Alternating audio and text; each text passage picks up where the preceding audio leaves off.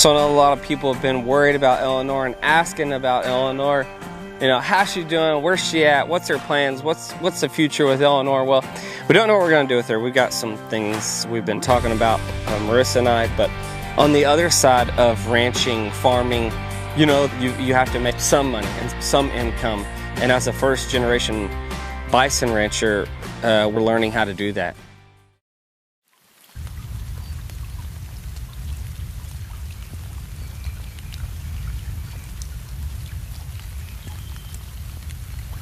Hey guys, Dusty Baker, Cross River Bison. Welcome back to the channel. We're at the OG, the original place, Mom and Kevin's, where it all started for us. There's one bison left to work, and we've gone through a lot of challenges here recently. If you've been watching, Marissa and I have, with Dunbar, Haas, and all of them, Big Joe. But there's one more, the sweetest, the most loving, the most interesting of them all, Eleanor. We've got to catch Eleanor, but first I got to find her and then get her up here. So hope you guys are ready for some bison ranching.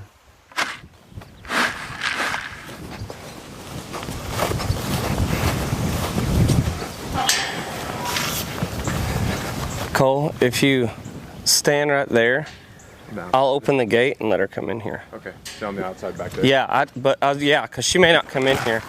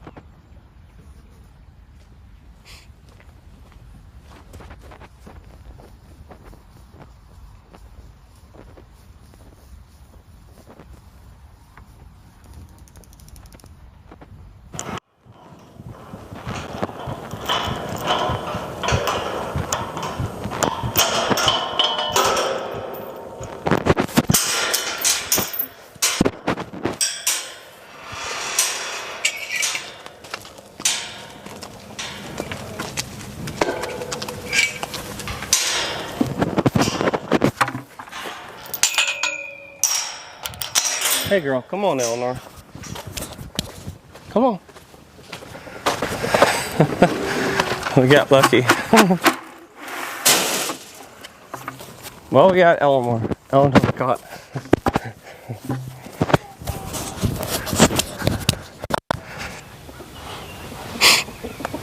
I totally forgot that we hadn't even worked her. I mean, she's healthy. She's fine. She's pregnant? Huh? She's pregnant? Yeah, I think so, yeah. She's full. Hey, girl. She's healthy. Got a scab on her. Yep. What? You did it. Yeah. She showed up. I don't know. Sometimes you just get lucky, I guess. So we just showed up out here and couldn't even see Eleanor. She's been over here since we worked the bison. Eleanor, we couldn't catch her. We always have trouble catching Eleanor just because she keeps her distance from the herd, basically, because she can't get in tight spaces. And so if it gets crowded, she doesn't like being in there because she's on the bottom of the totem pole. She gets pushed around. So she doesn't put herself in those situations. So when we go to catch the bison for our fall or spring handling roundups, she doesn't come up until they've been worked. So we've managed it because she is special and unique. So we haven't been able to catch her. We've been busy moving Dunbar and whatnot and been wanting to catch her so we could work her, get her vaccinated and stuff. But I went out, I couldn't even find her because the grass is so tall because we don't have as many bison out there where she's roaming. And couldn't even see her. I had to walk around and get on top of a fence to actually even see her, and she finally stood up. Well, then I came up here and was talking to Cole and Lauren, and I'm like, I don't know if we'll ever get her up here because Kevin allows her to come up here sometimes and has been feeding her. because we've been trying to catch her. And sure enough, she stood in the lane. We got some feed, and there she was. And this is like the best she's looked in a long time. She has all this pasture ground now basically by herself for, golly, over a month and a half now. And she's doing good. She's all healthy, looks pregnant. Now we gotta get her worked, and yeah, I don't know, it's just Eleanor. You never know what you're gonna get with her. So the fact that you just bribe her with a little bit of feed, and she came up here and came straight up to the feed, and that was it. It's the easiest bison catching you could do. Don't take notes from us, because that was way too easy. So I know a lot of people have been worried about Eleanor and asking about Eleanor. You know, how's she doing? Where's she at? What's her plans? What's the future with Eleanor? Well, she's been in good company over here at the OG with Mom and Kevin. She's got a couple of new friends, got some of Kevin's roosters that hang out here around the place. And we've got some of our feeder bulls that we use in our programs that are over here. Her son, her very first born calf, is actually next to her. That's what we call Eleanor's bull.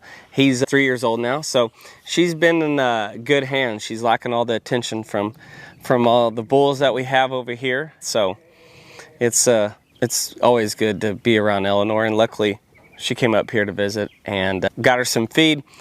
She looks really good, so she's been in good hands. So we don't know what we're going to do with her. We've got some things we've been talking about, Marissa and I, but you know, she just needs to be with her family. So we'll see what we're going to do with her. But the most important part is, while we're here, is to catch her so that we can get her worked, get her vaccinated. She looks really healthy right now. She's doing good, but she didn't get her vaccinations because we had to work the other animals and couldn't get her.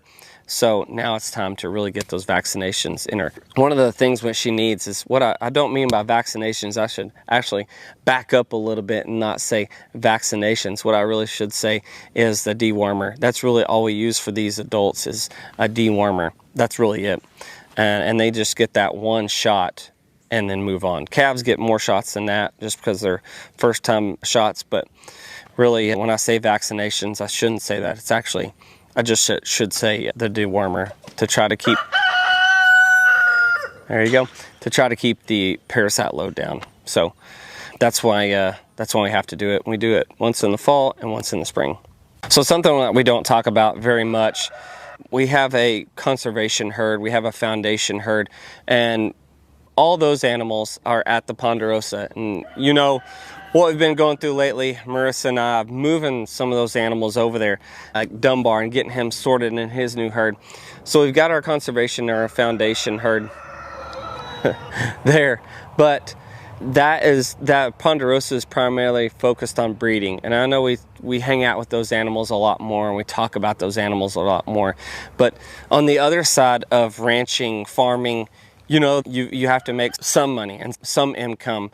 And as a first generation bison rancher, we're learning how to do that and how to evolve over time. And it takes 4 or 5 years before you can ever make any profit off of bison in general, because we've got bulls out here, and the prime time to process a bull is from 2 to 3 years old. And the most important part of that is the weight. You know, every producer is different, but you probably want that bull to weigh anywhere from 1,100 to 1,400 pounds. Some guys do it when they're a little bit bigger, but for the primal weights for steaks and stuff, it's that 2 to 3 year old age. And so what we've got here is we have some of those animals here, and these bulls are used for that. They're used for the meat side of things, and that's the whole other business side of it. And you know, this is what helps pay the bills. This is what helps promote bison. And if you've never had bison, you can eventually order meat directly from us, right from our website, and then it's shipped to your door when we do have it in stock. Because we're such a young bison operation, you know, it takes time, money, and steps to get to this point where you're finally processing these animals. You're processing for meat, and we have the jerkies and we have the sticks, but it takes time to do all that. And part of the processing side of it is you gotta have bulls. And here's the thing about bulls is people always say, why don't you castrate bison? And you don't have to castrate them, because at 2 years old, you kind of have to make a decision with these bulls. You either can use them for breeding because they're able to breed at the age of 2, or are we going to use them for processing? And so you kind of skip that whole castration like you would a steer, essentially. So these bulls are anywhere from 2 to 3 years old, and we don't have very many right now, but these guys are part of our program. They're an investment, you know, and just like our conservation herd, our foundation herd at the Ponderosa with Big Joe, Dunbar, and Haas, those guys, none of those animals will be going through processing. So that's a little bit of kind of behind the scenes of how we do it, and I would say that 99% of bison ranchers do this as well. They may not process very many bison a year, but they're processing 1 or 2 at least. I would say some are doing it just for processing, and that's okay because it's a great meat. It's high in protein, low in cholesterol, low in fat, and it's a good meat. You know, a lot of people wonder why bison is a little bit more expensive than cattle, or why bison is more expensive than beef, and it goes back to that age. You can process a steer at, you know, a year or a year and a half age, and it's going to take a bull to get to that primal weight at 2 to 2.5 years. So the longer the time, the effort that bison have to get to that point, you know, that's time and money. Yeah, absolutely. Your fencing, your equipment, your operation of working those animals and things like that. It's a lot of money, and it's a little bit more investment sometimes than cattle. So all of that's included kind of in that premium meat. And then it's a lean meat, and there's not as much of it as beef. And so that's why bison is just a little bit more expensive. And it's one of the healthiest meats you can get your hands on here in America. So